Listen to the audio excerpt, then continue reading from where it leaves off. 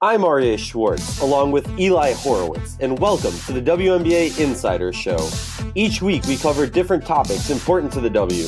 Using X's and O's, along with key stats, we bring honest and critical analysis. This week, a very exciting episode. We are honored to be joined by Ben Dull. Ben is a key contributor to High Post Hoops, formerly known as Summit Hoops. And speaking for myself and Eli here, Ben is somebody that we really respect the opinion of and are excited to have on our show to shoot the breeze of the W. Ben's done some amazing work, so if you haven't already, check him out on Twitter and his work on High Post Hoops. We could spend some time talking about training camp rosters, but to be quite frank, it's an interesting topic, but so many of those names on that list won't make it to the roster because it is so hard to make a roster in the W. We don't really see that as something we should spend time with. Instead, we decided we're going to focus on the burning questions pertaining to each team, or as we like to call it, the 12 burning questions. Ben, I hope you're cool with that. And I know Eli's excited about this because Eli's been racking his brain about how you answer these questions for each team, kind of. Yeah, let's get right to it. The way I looked at it was kind of, heading into training camp, obviously, general managers and coaches are trying to finalize their roster, and they have to make some marginal decisions, of who's going to get that 11th and 12th spot. And we kind of spoke about it, Ben, the other day on the phone. There's some tough choices, but like Arya said, it's kind of from a coaching perspective, other than figuring out those 11th and 12th players that probably won't get very much playing time, what do they need to figure out over the next 3 weeks from a X's and O's perspective and kind of from an identity perspective? So I kind of came up with 12 questions. I'm just going to jump right in and skip around here. And I'm going to start in the Eastern Conference. Let's start with a big one, a really important one, Connecticut. This is a team that finished fourth and really surprised a lot of people last year and developed, arguably one of the top 2 or 3 front courts in the league with Jonquel Jones and Alyssa Thomas at the 4. So what I wanted to ask you is, how does Shanae's return, how is that going to affect them from an X's and O's perspective? Yeah, that's going to be interesting. It's going to be a lot of fun to watch, and it's going to be interesting to see how that develops. I think it's really just going to be par for the course with them, and I think the difference with their roster and how it's made up is like Jonquel Jones is like her shooting is real. It's not one of these, they came in one season, they shot a low number of attempts and they made 35% of them. So I think even if they end up playing together a lot, I think, I guess you could call Jonquel the 4 offensively because she can stand behind the 3-point line and command a lot of attention. I think that is really going to open the door for them to honestly just play whatever combinations they want. But, I'm just going to jump in real quick, not to cut you off, Eli. But my concern with that is the rim protection that JJ has. And as far as, yes, Shanae and JJ have different skill sets, but a lot of their strengths kind of overlap, wouldn't you say? So are you talking just defensively? Defensively, offensively, I think they kind of stretch the court in a very different way. But yeah, defensively, how do you say who's going to match up with who? Yeah, I think that's an interesting question for a lot of teams, and I think it really just depends on the matchup. Like, you go into a game against Minnesota, Brunson is starting to shoot the 3 more, but you're not quite as worried that that's a player that's going to shoot a ton out there and take you off the dribble a ton. Whereas if, obviously against like the Sparks and you got to worry about Candace Parker, you have to think about your 4 and your 5 matchups a little bit more, I would say. So I guess depending on the matchup, we may see the minutes kind of oscillate, but that's the whole point of them having all this depth, right? Is that they're going to have the flexibility to do that. Yeah, I agree with you, Ben. I kind of look at it that way. Like offensively, because Jones can shoot the 3, the spacing shouldn't be a problem when they play together. I definitely think, the bigger question is kind of defensively.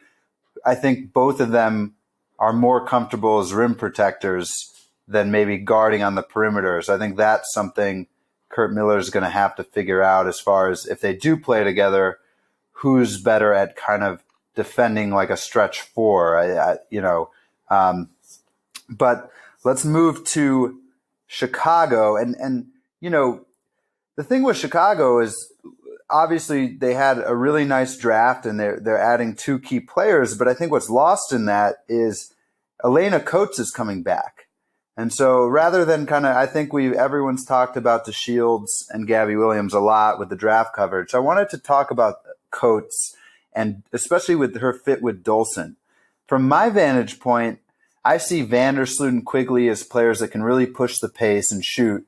And I see their rookies being able to dive in and play that style as well.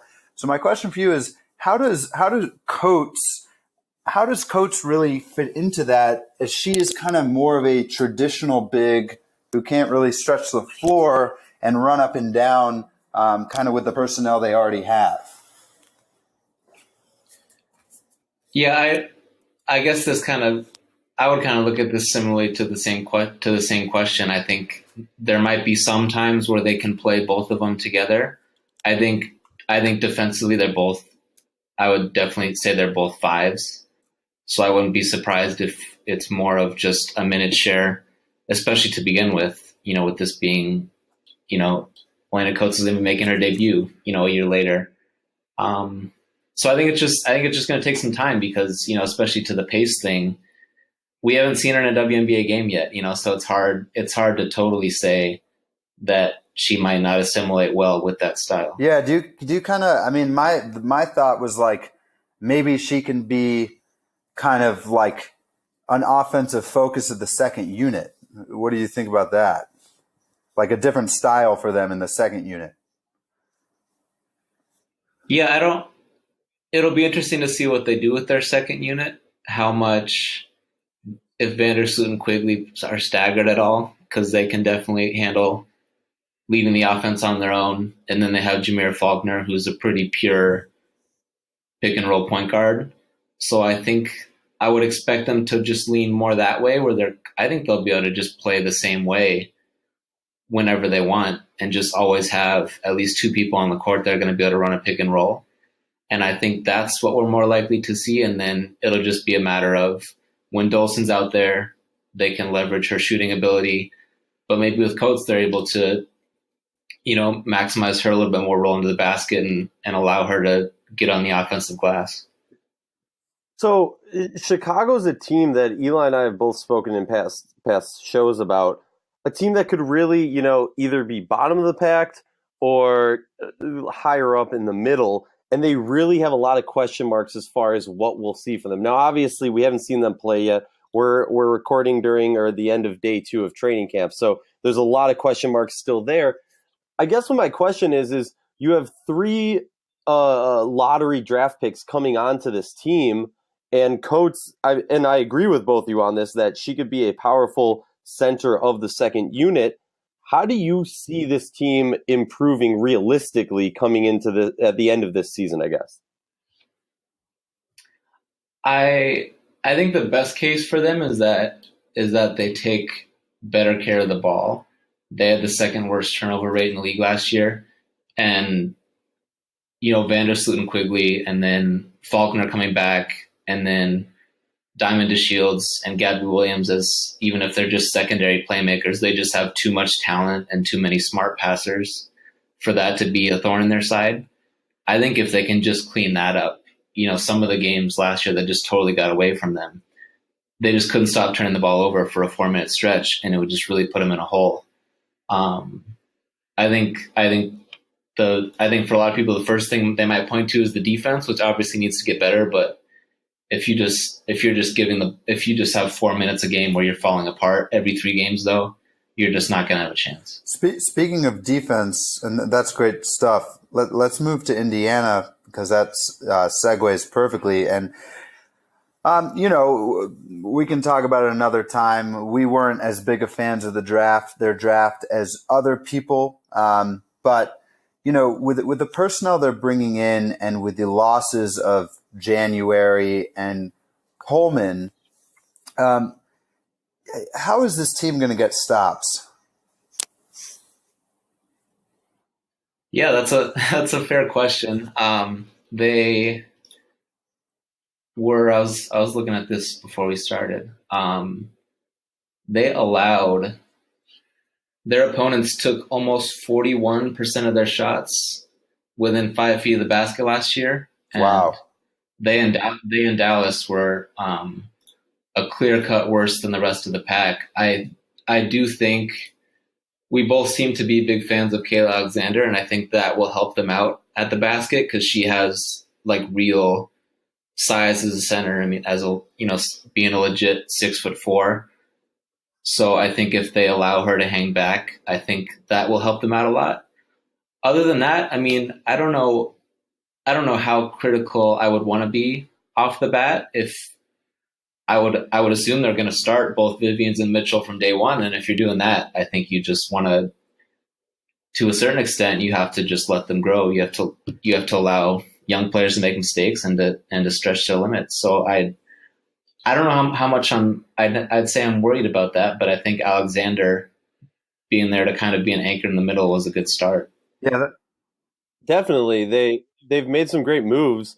I guess my question is, and maybe this is a little bit personal, Eli and I have both gotten a little bit of online flack from the fans for stating in our preseason power rankings that Indiana will be bottom of the league. Do you think that, I'm not going to put you on spot and ask you to agree or disagree, but I will ask you, do you think that Indiana has a ceiling to really make us look like fools? Translation, can they make the playoffs? I think could they make the playoffs? Sure, I think so. I mean, we saw what it was like at the bottom of the standings last year. I mean, if one of these stars for one of these teams towards the bottom of the race, if they turn an ankle, I mean, that could really just totally take them out of it, and someone else has to step into that. I think that would just really rely on Kelsey Mitchell just being just like the absolute best that anyone would have expected from her as a rookie. Obviously, no one's doubting that she's a great offensive player, but if she just steps in and just doesn't miss a beat, I think sure. I think they could make some noise, and I think offensively, I think they'll be able to score on people. Yeah, I mean, it is, I will say, and again, it's almost funny, but I didn't feel putting them 12th was almost an insult to them. It's just, I think this year is going to be so competitive. Like you saw, like Indiana, Chicago, and Vegas were the three teams that missed the playoffs last year. All got so much better in the draft. It's, we're almost putting them out of the playoffs by default, kind of just like you're in the lottery until proven otherwise. But I think you do make a good point that, I mean, Wilson, Mitchell, DeShields, I mean, those teams could really improve. Let's bounce. We're just going to finish the East and then move to the West. So let's go to New York, and coaching change, but their offseason was pretty steady. They didn't have the cap room to make any major moves. I think the bigger stories for them were off the court with the sale or the lack of a sale and moving to Westchester. But, it's been 3 seasons now where they've had a dominant defense.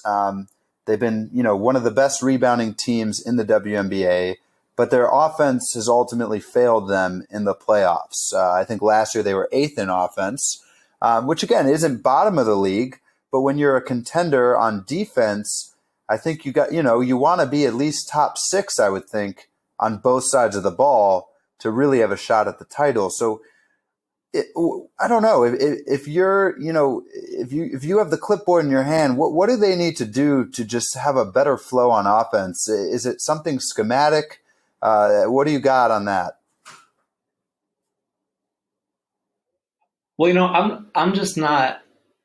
I'm not quite to that point where I would say that that the Liberty had any real problems. I mean, if anything, from a fan perspective, they're at a disadvantage because they've been the ultimate guinea pig for the worst case scenario of how this single elimination format can go. And I understand the frustrations with that, and obviously the players are the ones that have to deal with that. But I don't know. To start, I would just counter back to you guys. Like, what? I don't.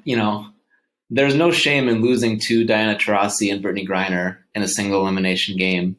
And then this past year, if Christy Tolliver goes nuts, I mean, what can you do? There's nothing you can do at that point. Yeah, no, I mean, that's fair enough. I think, maybe focusing, you do make a valid point that in a single elimination, focusing on the playoffs is a bit unfair, because you could say the same for Connecticut. It's like they lost in the first round, but they lost to a Diana Taurasi, and that doesn't take away from how good of a season Connecticut had. But I guess I think this is a good one to kind of go back and forth on. I'm just saying, if they had the 8th ranked offense last year, that's not good enough to win a title, regardless of if they won the single elimination game. And I guess from my vantage point, I don't see a lot of player movement offensively. I see a lot of, throw the ball to Charles and maybe they kick it back out for a 3, but I didn't see just a ton of great spacing and movement. And, I kind of feel like they ran a lot of horns, just kind of stationary type of sets, unlike, Connecticut or Minnesota. And so I don't know. Do you feel like they should just roll out the same offensive package again and hope it's a different result in the playoffs?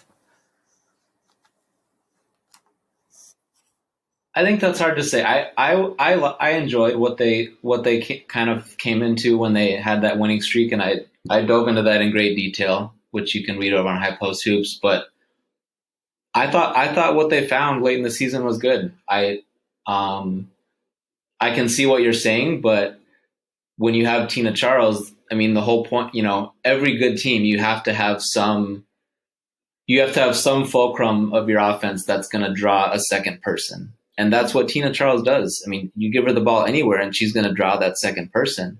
And I think they played well off of that. I liked what they did with their starting trio of Bria Hartley, Shavonte Zellis, and Epiphany Prince. I think the real question is what guards are going to play the most minutes for them this year with a new coach. Are we going to see Sugar Rogers back in the starting lineup? How soon is Brittany Boyd going to start playing? I think Boyd brings that one wrinkle that no one else really brings them, of just someone with this awesome burst that can really just blow by people. And I think that would be a welcome addition, but that's what we would have expected last year had she not gone down with that injury. So fair enough. I think that is valid, that at the end of the day, the point of an offense is to draw. I mean, ultimately you're trying to draw defenders to one player, kick it out, and get closeouts, right? You want either an open shot or a defense, or the defense in rotations flying at you so you can attack off the catch, draw additional defenders, and dump it off for a layup or finish at the rim. And you're right, like Charles is their best chance to draw those defenders. And maybe just for me, when you're playing so much through the post, it's harder to get that kind of organic movement. But I do think you're right. Boyd maybe is that guard that can do that, can kind of break people off the dribble and get the defense into closeouts and rotations. It seemed like their guard rotation was a bit in flux last year. But we got 2 more in the East. Let's go to Washington. And I mean, a lot's been made, and even I talked to Coach Tebow himself, who really didn't shy away, honestly, from saying that, the team played really well without Emma Miesemann last year. They were 8-3, and, they did have Taylor Hill for a lot of that stretch. But his kind of point was, he said straight up, Delle Donne's best position is the 4. So I guess, what's your stance on that? How does the loss of Miesemann affect their identity and their schemes? Yeah, I mean, I think there's no sense in arguing against that. I think if you can have Delle Donne as your 4, that's the preferred way to go. I think defensively it makes a big difference when you can just play Crystal Thomas more, because against the best teams, you need someone with real size that can get you a rebound. And just the pure fact that they had more minutes to give to her, I think that helps their defense a lot. Having someone who can be a presence around the basket and be a reliable person to pull down rebounds for them. On offense, I don't know that we ever really got to see them really gel and kind of find any bit of a groove, because their team was just so disrupted in different ways last year, with Miesman going away for Eurobasket, Deladon got nicked up, Taylor Hill tearing her ACL. On offense, I don't think we really saw anything close to what they're going to be. So I don't really know what to say on that end as far as what it's really going to feel like to lose her, because I don't think we saw that group at its peak on offense. Well, I definitely agree with you on that. I mean, it was so troubling to see. You saw, I mean, when Miesman went down, then the team kind of focused on Deladon, and then Deladon had an injury, then Miesman came in, and there was never a time where they got to gel. And when they did gel, honestly, it looked sporadic and they didn't look like a team. And that's why I think, at least from my perspective, the Mystics have the opportunity because they have a more solid, concrete identity. Obviously, assuming that there aren't any injuries that hamper it, I just see this team having the ability to go through a whole season versus, during the season having to adjust their identity. I think this team's going to flourish much better than they did last year. Yeah, I mean, I don't know. They did make the conference finals last year, so I don't know how much, unless you think they can win the whole thing, I don't know. I think they can at least win one game in those conference finals. We'll see. I mean, I agree with Ben that we just really don't know what to expect offensively, and I think that's where maybe people are getting a little carried away of saying they're better without Miesman. It's just like, I agree that defensively Thomas and Deladon is probably better, but I think you got to give some credit to Miesman. I mean, she's a very skilled offensive player. I think it's a little naive to think they're just not going to miss a beat, of the production that she brings.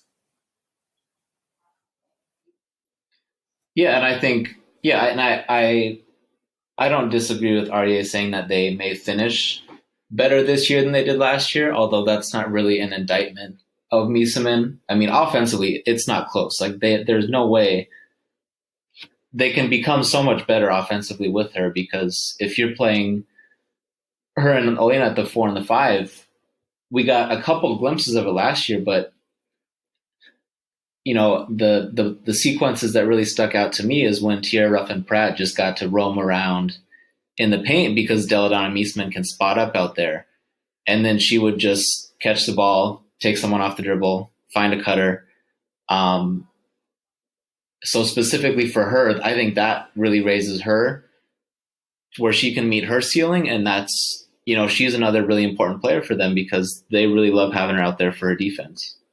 Yeah, well, I think they're a bit of a wait and see, but let's round out the East with Atlanta. I think, this is one of those exciting teams because they more than any other team just made a lot of moves, as far as free agency and Angel coming back and even trading to get an additional draft pick that netted them Monique Billings. So they have a lot of new faces, a lot of talent on this team, a coach people are excited about. I mean, we count us as, people that are believers, and I think we had them 4th or 5th in our power rankings respectively. But having said that, this team was, I believe they were last in 3-point percentage last year. And when I watched them, I noticed they took a lot of long twos. They really just never had proper spacing on offense. And I mean, how do they solve that? Because, Renee Montgomery is a good shooter, but do they have enough shooting overall on this roster to really kind of be a contender? Well, I think Nikki Collin addressed this. I think she may have been on the WNBA Weekly show, and she pointed out, hey, we ran the least pick and roll in the entire league last year, And they did dissolve a lot of the time into just give the ball to somebody, go do something. And that kind of makes it tough because you're not, even if you are taking more threes, you're not generating awesome looks every time like you would doing more to, drop defenders into the lane. And, I think this year, it's undoubtable that this year they have the personnel to do that. I think Angel McCoughtry just walking back onto the court alone, that's going to do a ton for them.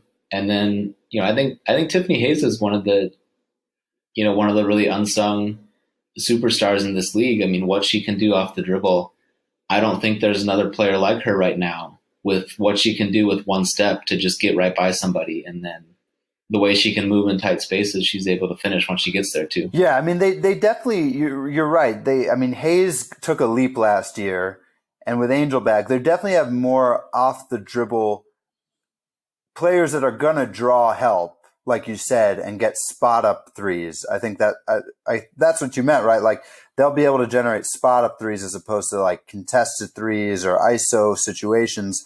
But I guess it's just who's going to knock those down. Lasia Clarendon shot, 17%. Angel and Tiffany are not great 3-point shooters. I guess that's kind of what I'm getting at. Who can consistently knock down that shot? It will be better looks, but I don't know. I think that's a concern I have for them. Yeah, I think Lasia is going to be really interesting to watch this year.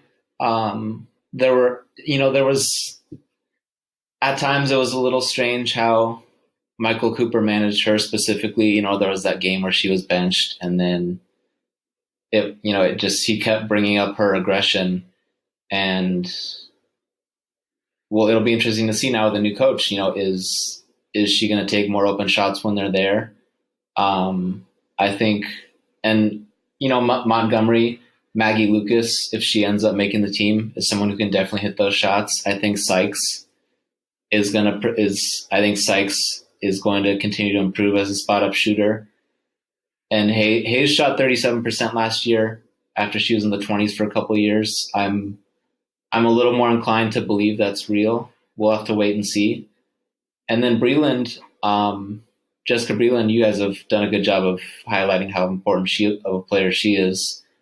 We'll see how many threes she ends up taking, but that's a knockdown shooter from 18 feet, and even that opens things up a little bit. So I think that's a pretty solid cast of characters. Would you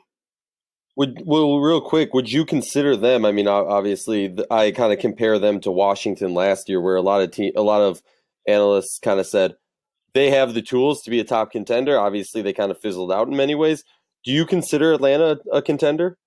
Yeah, absolutely. I haven't sat down and made a hard 1 through 12 list of where I think everyone's at the beginning of the year. You guys know I'm really big on Phoenix as a clear number 3, but after that, I think if not one of the top 3, I think Atlanta would definitely be in that next tier.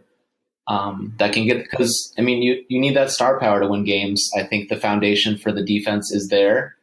I think they just kind of fell off a little bit once they got stuck in that brutal losing streak, and like we said, we'll wait and see. The offense is going to have to be totally turned on its head, and there are new pieces to it and a new coach calling those shots. But yeah, they absolutely have the talent. You could definitely argue they might even, they arguably have the best roster, 1 to 12, just so many weapons. So they're going to be fun. One little tidbit, I did actually, I don't know how this happened, but I had some tweet a while back that Brittany Sykes, she kind of mastered the pump fake pull up. And I said, we got to start training. And this isn't just for WNBA, I coach too. This is kind of a general comment, but I feel like the pump fake sidestep 3 is just, once players can get that, is just such a higher points per possession than taking a very long 2. And her coach from Turkey actually DM'd me randomly and was talking to me about that. So it's just kind of funny, but I'm curious to see if that's something just shooting more threes that she's added to their game and that their whole team does. I think Nikki Collin will kind of, get that out of their players. Let's move to the West now, which is just going to be crazy. I mean, the West is so talented. My top three, I agreed with you, Ben. My power rankings had Phoenix 3. So, in theory, the top three teams in the same conference, and Seattle and Dallas were both playoff teams last year, and Vegas adding the number 1 pick. So this could kind of be the conference of death, if you will, just as far as matchups. But let's start with Phoenix. And the one thing with them is, I was there, you were there. We were both there at the Phoenix LA series, and it just what really stood out to me after watching those 3 games is, Candace and Nneka were able to double Griner pretty much whenever they wanted, and it didn't work every time. But I think ultimately, they frustrated her enough that she really couldn't dominate. And part of that, from what I saw, was Camille Little just not being enough of a threat to make LA pay for that double team. So I guess, bringing over Sancho Little, a great player, brings a lot to the table, but not necessarily, an offensive, elite offensive player. So I guess, has Phoenix done enough, especially at that 4 spot, to kind of make teams pay for doubling Griner? And I know, like, in the regular season, it's not going to be a problem, but I'm really talking about, when we get to the LAs and Minnesotas of this league. Yeah, and that was good for you to point that out, that we are skipping way ahead here. I think, it was Camille Little. It was every single time. It was her standing at the right elbow by herself, and the Sparks said, "Go ahead, shoot it." The first 2 games, she didn't shoot the ball at all. And then that game 3, she finally did. And she made a bunch of them. And then the Sparks ended up pulling out a close win. And they did, they brought her back. I think I would have liked to see how that series played out if she would have just taken those shots. I asked Sandy Brondell about it, and she said, yeah, they're leaving her open and she needs to shoot the ball. And obviously, if they're going to leave her on the court, they want her to take those shots because whoever's in that spot is going to.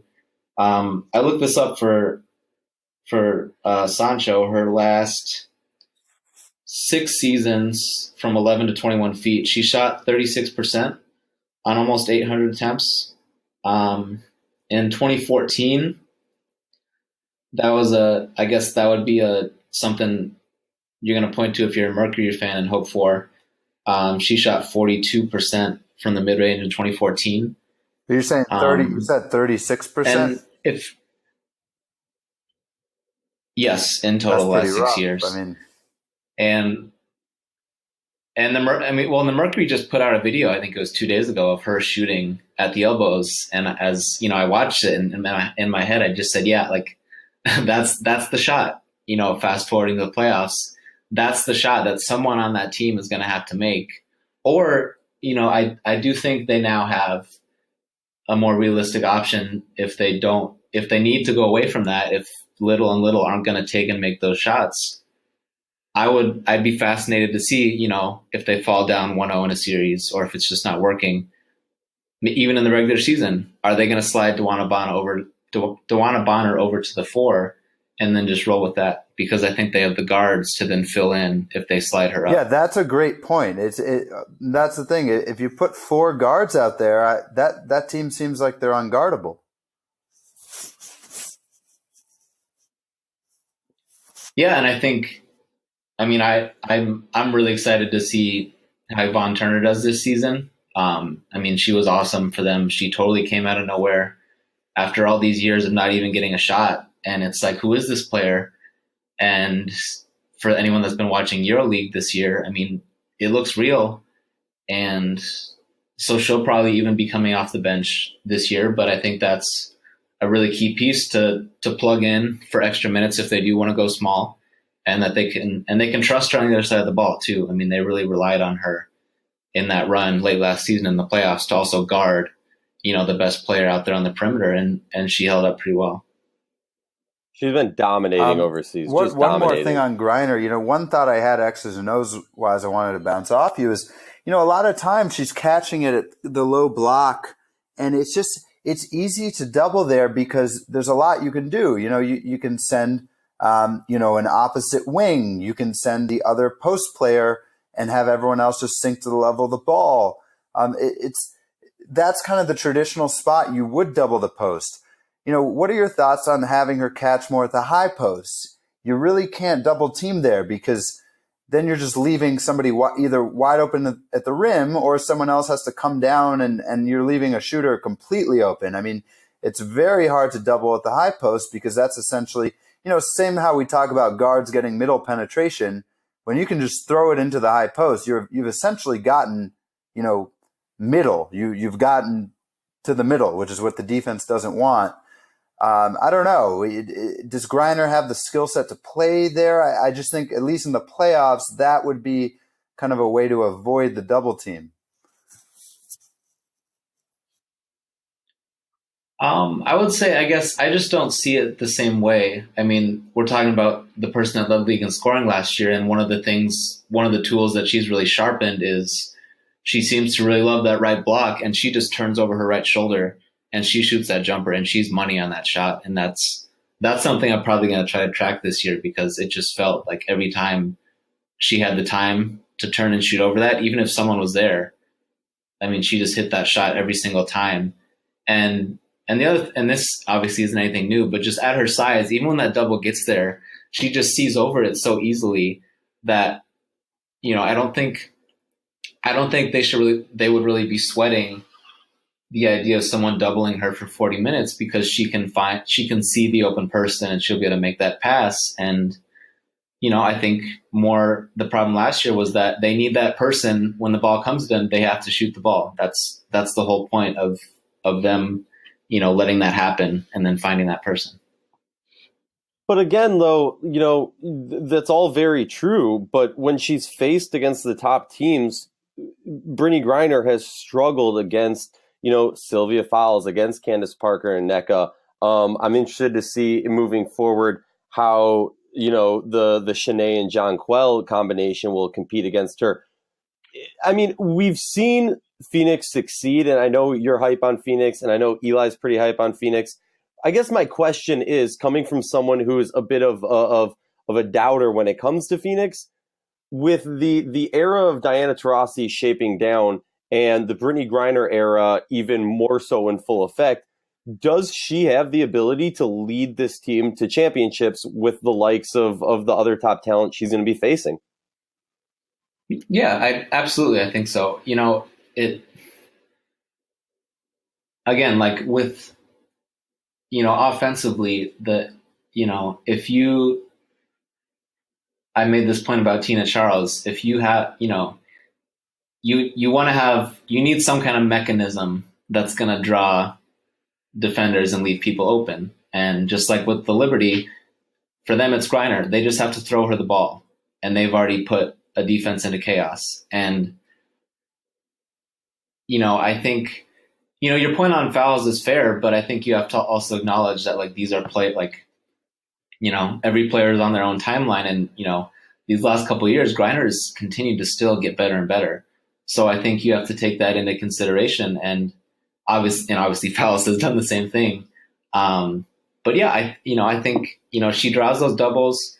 She can see over them. I think that's just such a big advantage for her.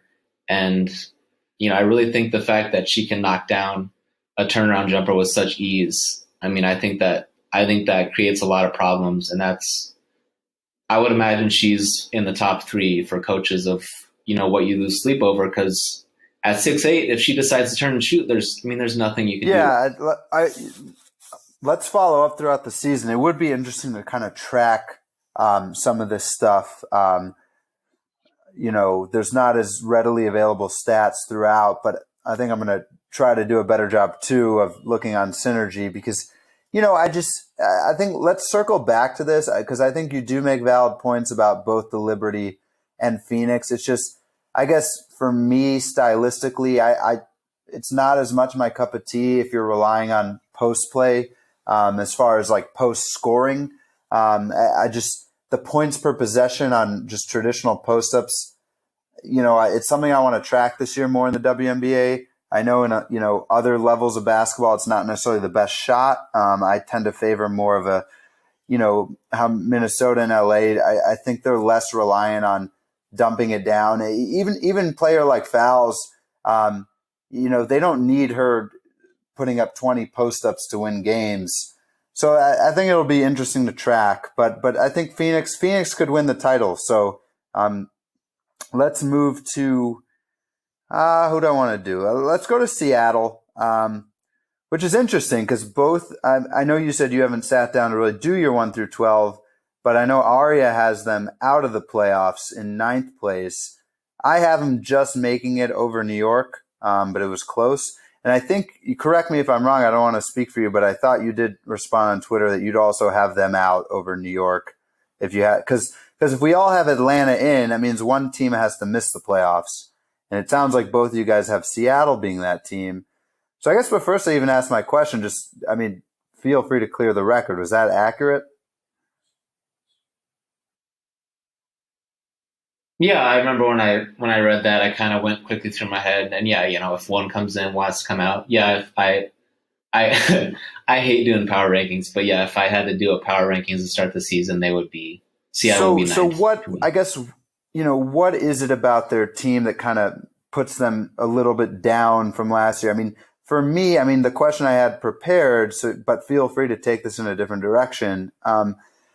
I just, I think Lloyd and Bird defensively at times, just could not necessarily handle the pick and roll. And even Canada coming in. Now, she was a very, very good defender in college, but it's a really small backcourt. I mean, it's not taking away from the defensive skills those players have or their, effort or technique, but I still think if those three are your main perimeter players, you're just really undersized. For me, that's why I kind of have them, in the playoffs, but towards the bottom. What is it for you that kind of worries you as far as their playoff chances? Well, yeah, I did prepare some stuff. You sent that over on the defense, but I just want to zoom out. Like for you, the thing to me with Seattle, going into the season, a lot of the talk was, okay, like Seattle's going to take a jump. Brianna Stewart, Sue Bird, Jewel Lloyd, they're all really good. It's going to be awesome. And then they struggled, and then they instantly became the biggest disappointment. But to me, it was such surface level talk. I mean, you're just saying, okay, they have these three really good players, but I mean, what other team doesn't have three really good players? Like we saw these games play out. The other teams have really good players too, and their other players were better. No, it does. I don't know. Does any of that make sense? I want to emphasize that point because Ari and I have talked about that too off the podcast. Like, there's only 12 teams. All these teams have really good players, and so I think you do make a good point. Like even the teams that missed the playoffs, even San Antonio last year. I mean, Kayla McBride is, arguably a top 15 player in this league, and she was on the worst team in the league. So, yeah, I think that's kind of a lazy narrative where sometimes you could just list players and say, oh, this team's really good. But what we're trying to talk about is how good are they relative to the other good players? And it sounds like you're saying, that's kind of the issue. What were your thoughts from the defense? So this was, and I wrote about this a little bit last year too. I kind of did a thing on their first 4 games when Coach Kloppenberg took over as the interim coach. And one of the things off the bat you saw right away is that they were much more aggressive in the pick and roll. I'm not sure if it was necessarily every single time, but it seemed like they really made a point to put Jewel Lloyd on the ball more, on whoever the lead ball handler was. So that left, with their starting group, Sue Bird and Alicia Clark off the ball. And they were much more aggressive trapping a pick and roll with Brianna Stewart or Crystal Langhorne, who both, have the tools to do that well and to keep a guard in front of them. And, they had some success generating turnovers with that, which their base defense hadn't really been doing. And I like that look to put Lloyd, someone with this, in a way, maybe a little bit of untapped athleticism to really put her on the ball and give her that challenge. And then, I think Bird and Clark are, Clark's an awesome on-ball defender, but I think those two players are really good when they get a chance to read passing lanes and have a chance to try to, anticipate the next pass and jump out for some steals. And without a ton of turnover, I think that's something that they should definitely consider going back to.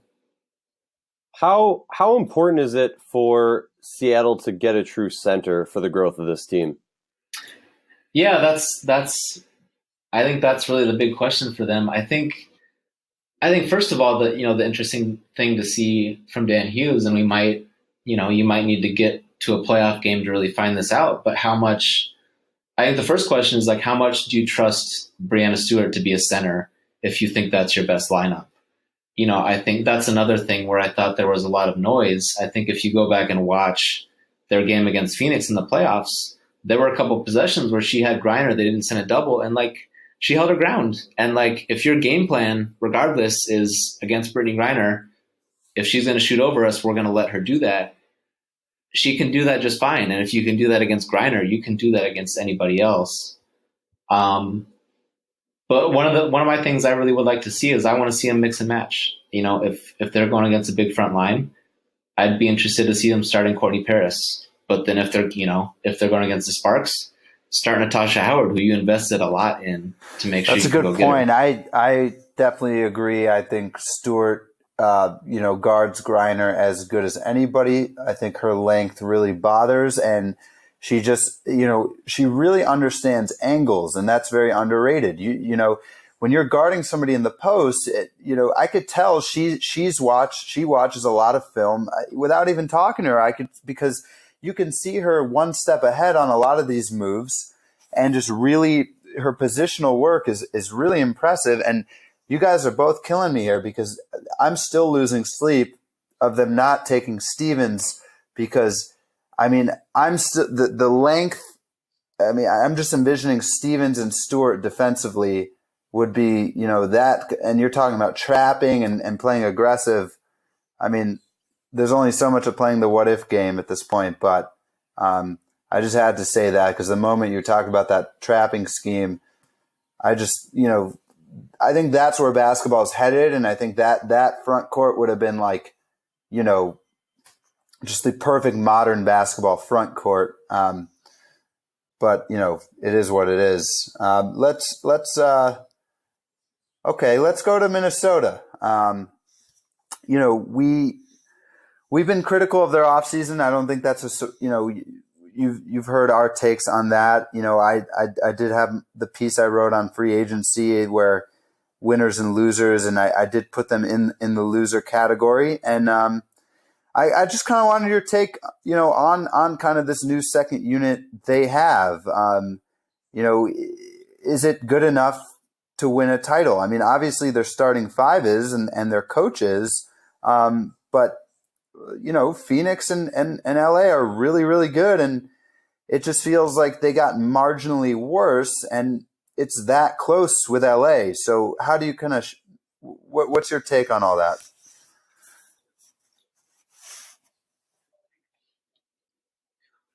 Well, I think there are two answers to that question. Are we fast forwarding to the playoffs like we do at the Phoenix question, or are we just looking at the season in whole? I think there will be a lot more competition for a top 2 seed. Last season, the Liberty finished 4 games behind the Sparks, who were at 2, and they needed that 10-game win streak to do it.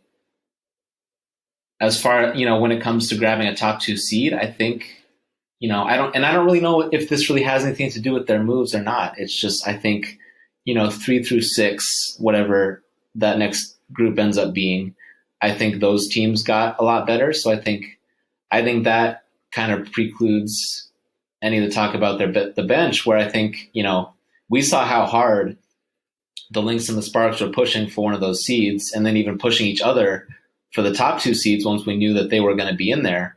And I mean, those two teams really showed that they wanted it. I mean, the Lynx brought back they brought back Brunson for that national TV game in LA against the Sparks. When initially, I think she wasn't expected to come back as soon from that ankle. So I think because I think the seeding is going to be much tougher to come by. So I think that will make things much tougher for them. Well, it's going to be hard. I mean, I just don't understand. And this is coming from someone who's followed the Lynx very closely. I don't see how this second unit is going to put enough points on the board. And often, the response is, but they can focus defensively. But at the end of the day, I mean, if you look at the Lynx from last year, and obviously it's all skewed because head coach Reeve is great at adapting for what players they do have on the second tier. But this team needed that second line to give their older players rest. Yes, a lot of them aren't playing overseas, but still, Lindsay's in her 15th season. Simone's got leg issues. Brunson, I mean, she's been in the leagues for as long as the league's been around, essentially. So this team is old. I'm not saying that the front line isn't good enough, but kind of to what Eli was saying, I'm kind of concerned. I'm not even kind of concerned. I'm extremely concerned as to how this second unit is going to fare to kind of carry the load. Last year, we saw the second unit take a bigger load than Minnesota is typically expected of them. How do you feel with a team getting older that, this team can step up? Or is it just kind of hype that Robinson can't make a three and they have young players coming in, they're going to take it over? Yeah, I mean, get them to the playoffs and start the playoffs, even if they have to play in a single elimination game. I don't think it's really going to hurt them very much. You go back and look at the box scores. They played 7 players. It was Montgomery and Perkins off the bench, and I think Gia Perkins, losing her, I think, might be the bigger concern at this point. I think I'm inclined to think that I think Robinson is going to do well, and she's just going to have the clear mandate, just push the ball, go, look to get to the basket, because now she obviously has a lot of weapons that she can kick it out to that will be able to knock down open shots. But I think Perkins is the bigger concern. I think what she did defensively was a little underrated, especially what she could do on Chelsea Gray. And I think Tanisha Wright, you kind of insert her for that. But then I think the threat that Perkins was on offense, she was the 4th or 5th option out there, but she could hit an open jump shot when it came to her. And I think that might be, if you're going to point to one thing, I think that's the fair thing to point to. And I think that's what they're going to need to address. Maybe that's Alexis Jones, who's shown some promise as a spot-up shooter. Maybe it's Lynetta Kaiser knocking down mid-range jump shots. Maybe it's Zandalcini, who kind of grabs the role and plays more on the wing. So I think they definitely have options to turn to. So I think the regular season is going to be interesting to see who gets those reps and how do those players do before That's the playoffs interesting start. stuff regarding Perkins. And I also think it's interesting you brought up the regular season because, I think I tend to jump to what does this mean in the playoffs. But you're right. Like if you believe their bench is worse, maybe the bigger impact is on seeding. Maybe that means they get a 2 seed or a 3 seed. And I do think having home court does matter in the game 5 of the finals. So it'll be interesting to see, if there's any coach that'll figure it out, it is Coach Reeve. So, we'll see. I think, D-Rob's play is going to be key. I mean, if you can just simply play off of her and go under on pick and rolls, I mean, I don't really see how she would get that penetration people are talking about. But, I mean, my thing is, it's just an Achilles injury. And I've said this and people say she's healthy, that the power, people that know a lot more than me, but I do know from the training I've had as a coach that, and having players have had that, it is it really is one of the hardest injuries to ever fully recover from in all of sports. But they're a contender. And let's do Dallas. We got 3 teams left, so we're wrapping up here. But they bring in Stevens, which at number 6, I think is hard to argue isn't a steal. Liz Cambage coming in, and X's and O's, though, this team definitely developed a style. I think, they were at the top of the league in pace, but something I pointed out, they were actually 10th in transition efficiency. So I think they kind of got this rep of this is this running team that just attacks but they really weren't doing it at an efficient clip. They did get to the line, and they were at the top of the league in offensive rebounding. And I think that kind of helped out a little bit as far as getting second opportunities and free throws. And then defensively, I was critical of some of the high hedging schemes with Courtney Paris, which I didn't think played to her skill sets. With the additions of Stevens and Cambage, do you think Fred Williams needs to kind of revamp the X's and O's here? Or do you think they can kind of continue doing what they did last year, and maybe it just kind of works better with who they have coming in?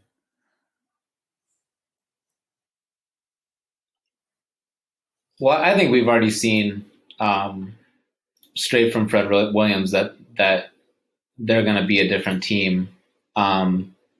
If you read, there's a post on our website, Leaders of the Pack, Fred Williams. He says right in there, this, when asked about Cambage, I'll just read the quote, but he says, "The size in the post is going to enable our guards to help out and do a little bit more gambling on defense. When you have a good solid base inside, it opens up around the perimeter, allows you to play a lot more aggressive. I thought last year you tried a few things early and too many people were scoring in the paint on us. Liz will be able to alter shots and be able to give us rebounding as well."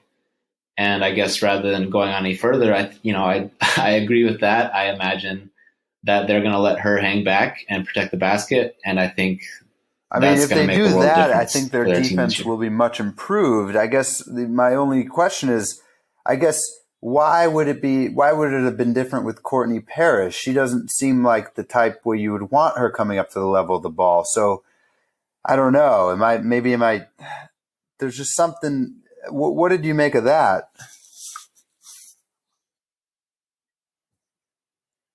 I don't know. I think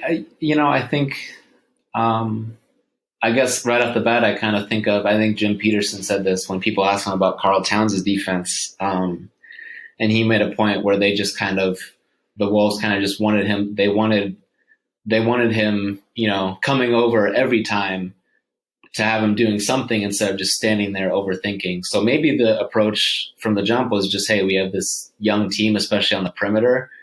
We want to get them moving around instead of just being more stationary and, free them up to be aggressive and try to create some steals. And Paris has good size as the center, but also, Cambage is, with Griner, she's that 100th percentile, and that alone is like a huge difference. And maybe just in the mind of Coach Williams, it's just, hey, Cambage is that extra level of length that where it makes it so much easier to just say, yeah, just protect the basket. Well, how do you see Stevens fitting into that? If you have Cambage kind of by the rim, do you see Stevens as somebody who's really getting after it on the perimeter, denying the ball, kind of like you said, his quote of being more aggressive? Or, do you see her? Is she better?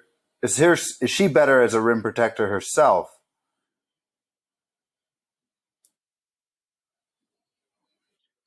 I don't know, because I really have no.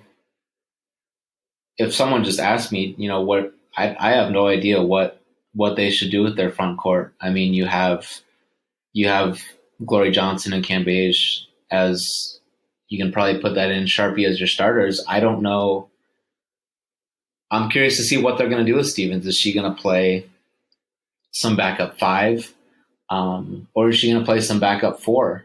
And are they going to play, because they've got Brianna Lewis and Evelyn Akator, who probably might have something to prove just to make the roster. That's going to be tough for them this year, but maybe one of those two players is going to end up playing as well. So I don't really know, I guess, what they're going to ask of her. But I would imagine it's going to start. I would imagine it'll start as a much smaller role, and that she'll maybe grow into eventually playing 15, 16 minutes a game. Johnson can play the three, and so all three of them can play together?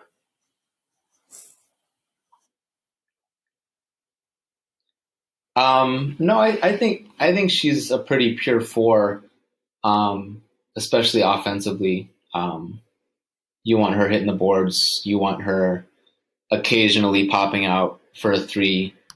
But I mean, they have plenty of players, I think, that they would rather try there. I think Kayla Davis especially is really in line to really have a big season, and they have Karima Christmas Kelly as the incumbent there is one of their. I mean, she's a co-captain with Skylar, so I don't think we'll see her there at all. I mean, this team is really stacked athletically, and then you add Aerial Powers if she's healthy. I mean, I don't envy the rotation decisions Fred Williams is going to have to make. I think that's something to watch for. I think that, he's going to have to make the right calls on this rotation, and that could really be the difference. They were 16 and 18 last year, and they're obviously looking to kind of grow from that. And I think who's in the game, I mean, is going to be key for them. There's a lot of tough calls. Two more teams here. Let's do the Aces. I think a lot's been made. I think it was actually, with Howard on the Locked On Women's Basketball podcast when I first heard Bill Laimbeer clearly state that A'ja Wilson is a 5. And I think, that's kind of on Twitter been kind of a discussion of different people's opinions. We had Blake Dodonis on the pod who said she's a 5, but he agreed with me that she could play some 4. I looked at this team, last year, and it seemed like with, McBride, Plum, and Jefferson, a team that could really push the ball. And in that light, I was excited to see kind of A'ja maybe play some 5 and really this team being a run and gun type of team. But with Bill Laimbeer, that's probably not going to happen. He's made it very clear she'd be playing the 4. Sorry, I think I may have mixed up my terminology. He made it clear she'd be playing the 4. And so, Kelsey Bone and Carolyn Swords, I guess, would play the 5.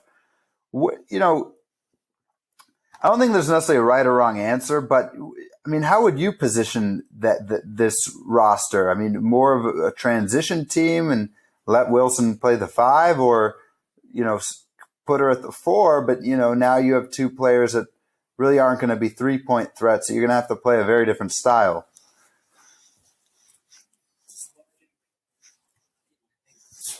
Well, I think when he went out and got Kelsey Bone, I mean that happened, free agency happening before the draft, that kind of showed where things were headed. I think a good analog for this discussion is last year's Dallas team. They were a team that just tried to run. They were really aggressive because they didn't really have that, all WNBA caliber center as their backstop. And we saw how that turned out. I mean, they just bled points in the paint and people got to the rim on them. I think having another true big in there, this has been a big discussion in the NBA too. I think that just adds value that's really hard to quantify, but having another big person who can alter shots and help you get rebounds, I think it's really hard. If you're going to go away from that full time, it's hard to reach the same levels on defense. I'm interested to see what happens. I mean, I think what this really hinges on is how good is Kelsey Bone. I think that's everyone's saying, I think it's almost jumping the gun to say, hey, okay, is A'ja a 5 yet? The real question, you have to look at how they built this roster. How good is Kelsey Bone? She sat out. She was willing to sat out because she said, hey, I'm a starter. Now she's a starter. Yeah, and a lot hinges on that. Let's get to our last team, LA. So, this is a team they went into the playoffs last year, and I think a lot of people really thought they were going to, win back-to-back titles. They just seemed like, while Minnesota had been dealing with Whalen's injury and maybe, had a bit of a skid. LA was just seeming like they had no flaws heading into that playoffs. But in the finals, and it's something I, asked Coach Reeve about, but I'd almost felt like Minnesota was baiting LA into taking threes, but they really just didn't make enough perimeter shots. And when you kind of look through their roster and look at the percentages, they really, even though they have bigs that are versatile, the team as a whole does not have a lot of shooters, at least as far as who was actually getting minutes. Chelsea Gray is really the only knockdown shooter, and Candace can be that at times. Is shooting a problem for this team? Do they have enough shooting? Do you think I'm overblowing that? What's your take on that?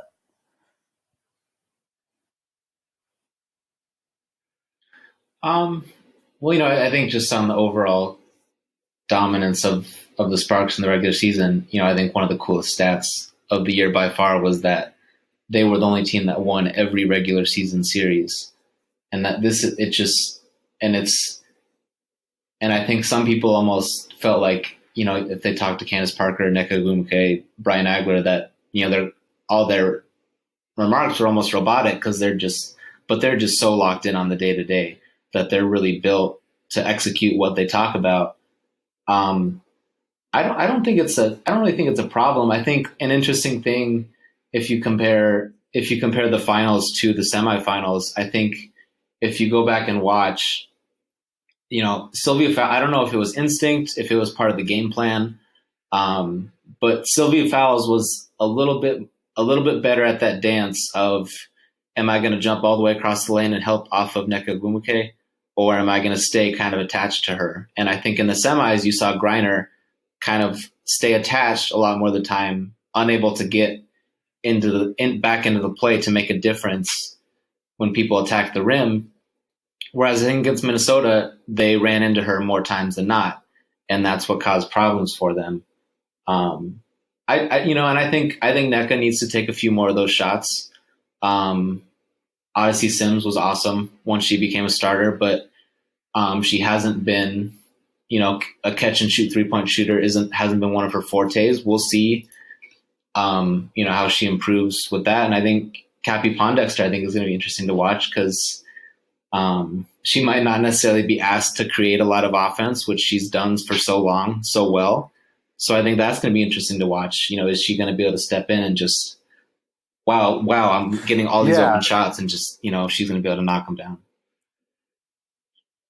Well, it's going to boil down to that in a lot of ways, because, just based off of 2 years ago to this year, the team that has won the finals, just in comparison, obviously it's the Lynx and Sparks because of who's played in it, but the team that's been able to make the three-pointers, to make the shots versus playing tough defense and doing other aspects has really been the thing to win. And 2 years ago, we saw the Lynx struggle with that and then focus Rebecca Brunson's talents towards that to shift towards, the playoffs. And then the Sparks kind of struggled in that same respect. So it's interesting kind of, are these teams going to go back and forth on that? Or is their focus, no, we're just going to strengthen what our strength is now and focus on that later? Yeah, I think it's just a matter of how you see it. I think the separator in that series, the Sparks looked a little tired in Game 4, and I think they missed some shots they definitely would have normally made, especially at home where they were just unstoppable. But to me, it was more about, the Sparks couldn't get a defensive rebound. In Games 4 and Games 5, Fowles and Brunson just wedged themselves into the basket, and they just said, we're going for a rebound every time, and the series is going to hinge on this. And they got those rebounds, and to me, that's ultimately what. Yeah, rebounding was kind of I would say definitely was the biggest factor in that series. I felt shooting was second. I think, when your kick out options are Elena Beard, Odyssey Sims, as you mentioned, is not really a catch and shoot player. Chelsea Gray, she's more off the dribble, though she's obviously a great catch. She's just a great 3-point shooter, period. Essence Carson is a capable shooter, but would take a lot of long twos. I almost feel like that's something that'd be really easy to address. I got to think she made probably 5 twos in that series with her foot on the line. What last thing on them? What about Tiffany Hayes? Because I mean, I saw her in warm-ups at those finals, and I mean, she was making 15 shots in a row. Do you think she'll get an opportunity this year, a bigger opportunity? Because she definitely could shoot the ball.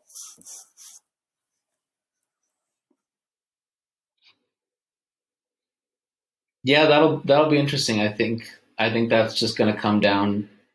I'd be interested to see how she does getting more minutes. I don't know whether that'd be a definitive difference maker, in terms of how many games they win.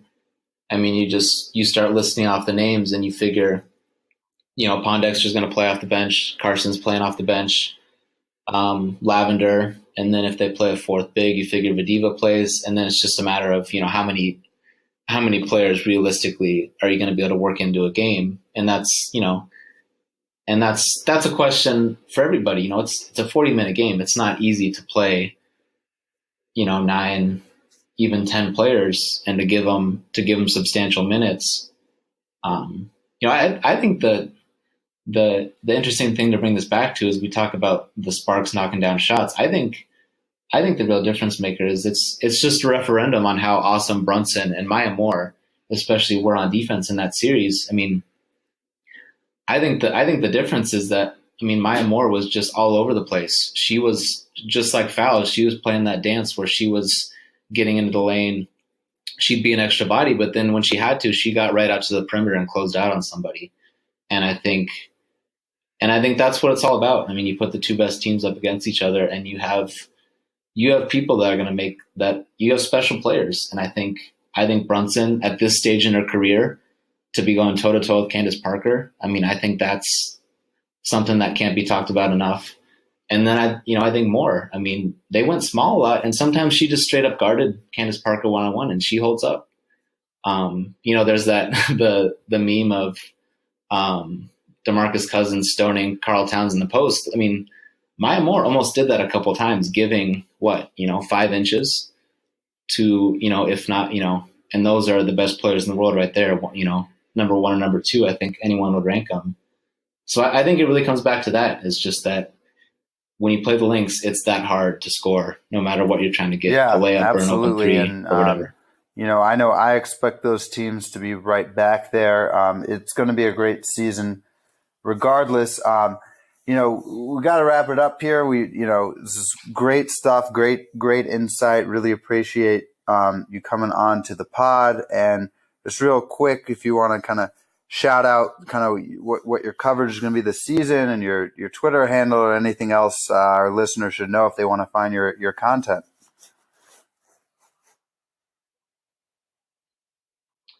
Sure. Thank you guys for having me on. You can follow me on Twitter at SplitThePost. You can find all my stuff on High Post Hoops. Follow us on Twitter, Facebook.